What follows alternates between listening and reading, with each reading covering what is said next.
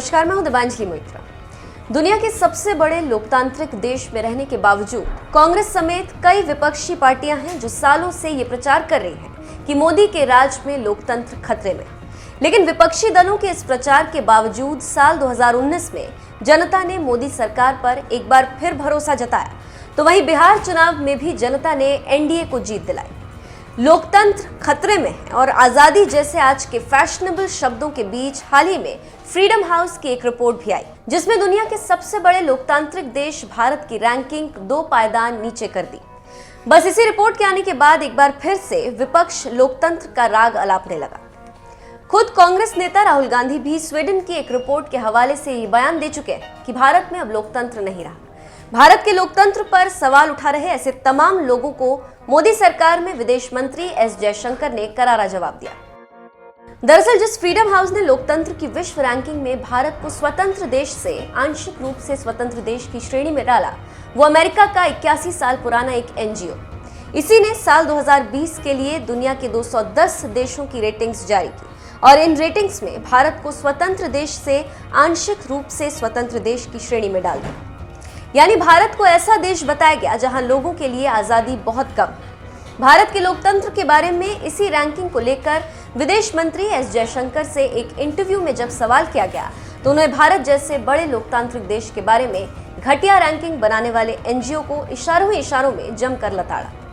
अपने बयान में विदेश मंत्री ने रैंकिंग पर सवाल उठाते हुए कहा, आप जिन रिपोर्ट्स की बात कर रहे हैं उनमें लोकतंत्र यानी डेमोक्रेसी और निरंकुश शासन यानी ऑटोक्रेसी का जिक्र किया गया, पर यह डेमोक्रेसी या ऑटोक्रेसी की बात नहीं, बल्कि ये हिपोक्रेसी यानी पाखंड। ये वो लोग हैं जिनके हिसाब से चीजें नहीं होती तो उनके पेट में दर्द होने लगता है। फ्रीडम हाउस को लताड़ते हुए विदेश मंत्री ने कहा, इन लोगों ने खुद को दुनिया का कस्टोडियन यानी संरक्षक बना लिया और चंद लोगों की नियुक्तियां कर दी। उन्हें परेशानी होने लगती है कि इंडिया में कोई है जो उनके अप्रूवल का इंतजार नहीं कर रहा, वो उनके बनाए खेल को उनके हिसाब से नहीं खेल रहा। इन लोगों ने खुद के ही मानदंड बनाए हुए हैं और वो अपने हिसाब से फैसले सुनाते रहते हैं, जैसे कि ये कोई ग्लोबल एक्सरसाइज हो। एस जयशंकर ने फ्रीडम हाउस पर जो सवाल उठाया उसके बारे में वाकई सोचने की जरूरत है कि क्या भारत जैसे विशाल लोकतांत्रिक देश किसी एनजीओ की रैंकिंग के हिसाब से चलेगा या फिर देश की जनता के हिसाब से, जिसे चुनाव की प्रक्रिया के तहत पूरा हक है कि वो जिसे चाहे उसे सत्ता सौंपे। इतनी सी बात भारत में ही बैठे कुछ लोगों को समझ में नहीं आती और पश्चिमी देशों से कोई रैंकिंग के आ गई भ्रमित होकर मान बैठते हैं कि वाकई हमारे भारत पर कोई गंभीर संकट आ गया।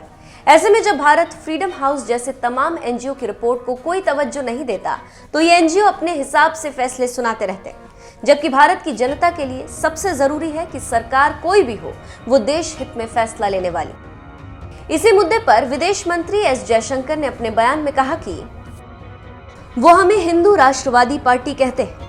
हाँ, हम हैं राष्ट्रवादी पार्टी। हमने 70 देशों को कोविड वैक्सीन दी है और जो खुद को अंतर्राष्ट्रीयवाद के पैरोकार बताते हैं, उन्होंने कितने देशों को वैक्सीन पहुंचाई? वो बताएं जरा, कितने हैं जिन्होंने कहा कि कोविड वैक्सीन की जितनी जरूरत हमारे लोगों को है उतनी ही जरूरत बाकी देशों को भी है? तब ये कहां चले जाते हैं? पश्चिमी देशों में बीजेपी को हिंदू राष्ट्रवादी पार्टी कहा जाता है।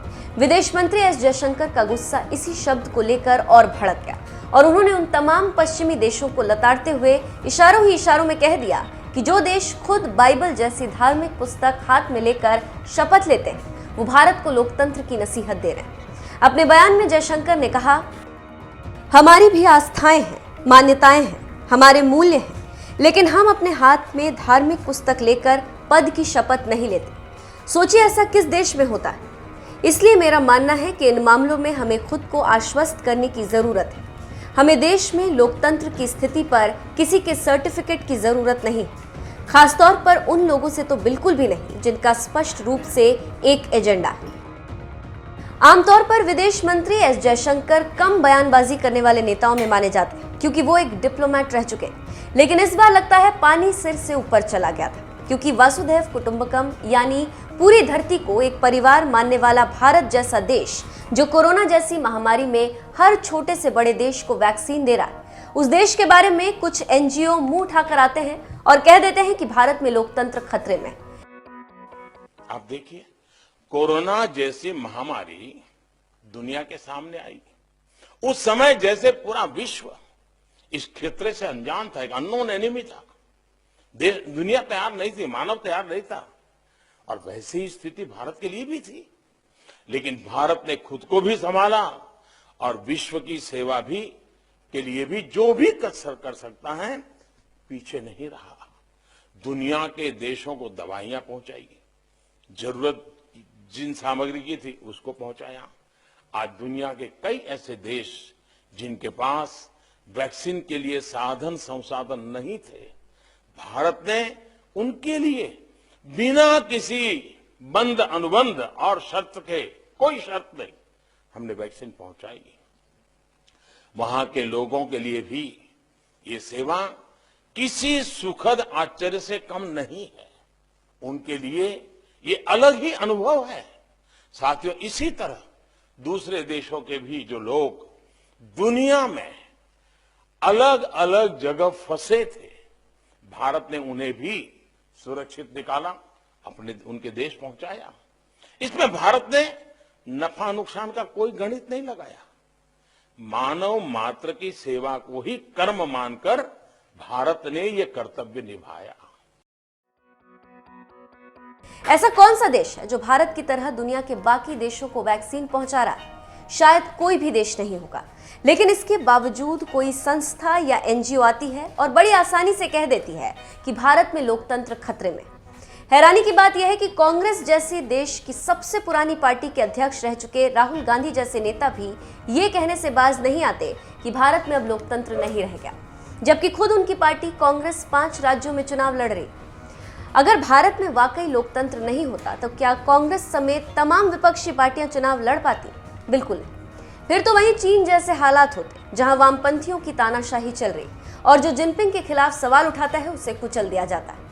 सोचने वाली बात यह भी है कि भारत जल्द ही आजादी के 75 साल का जश्न मनाने जा रहा है, लेकिन इसके बावजूद क्या भारत आज भी विदेशी संस्थाओं और पश्चिमी देशों का पिछलग्गू ही बना रहेगा?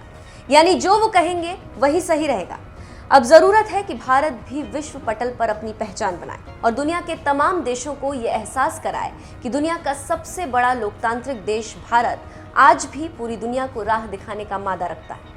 बहरहाल इस मामले में जिस तरह से विदेश मंत्री एस जयशंकर ने भारत को लोकतंत्र की नसीहत देने वालों को करारा जवाब दिया, उस पर आपकी क्या राय है? हमें कमेंट करके जरूर बताएं।